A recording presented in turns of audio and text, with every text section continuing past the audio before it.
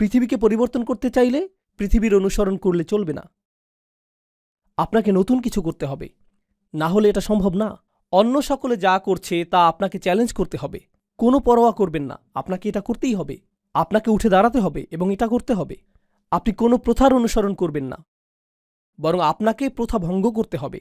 আপনি নিজের মূলনীতি অনুসরণ করে চলবেন, আপনি সাবিক হয়ে উঠবেন। আর সাবিকদের সাথে কি ঘটে? সেই মানুষগুলো যখন শুরু করে, সকলে তাদেরকে কি বলে? উন্মাদ। সকলে তাদেরকে প্রত্যাখ্যান করে, সকলে তাদের সন্তানদেরকে এদের ব্যাপারে সতর্ক করে, এই মানুষগুলোর অনুসরণ করো না, তারা এমন কিছু করে যা অন্য কেউ করে না, এরা অদ্ভুত, এরা আজব।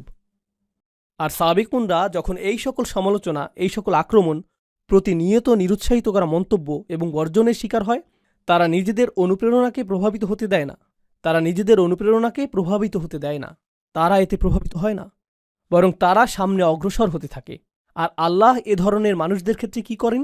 তিনি তাদেরকে পরীক্ষা করতে চান যে তারা কি আসলেই সাবিক হতে চায় নাকি অনুসারী হতে চায়।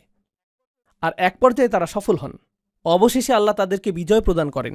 আর যখন আল্লাহ তাদেরকে বিজয় দান করেন, জানেন কি ঘটে? অন্য মানুষরা তখন তাদেরকে অনুসরণ করে। এটাই আল্লাহর নির্ধারিত নিয়ম। এটা শুধুমাত্র রসুল সাল্লাল্লাহু আলাইহি সাল্লামের সিরাতেই ঘটেনি, বরং এটা পৃথিবীতে সব সময়ই ঘটেছে। এটাই আল্লাহর নির্ধারিত নিয়ম।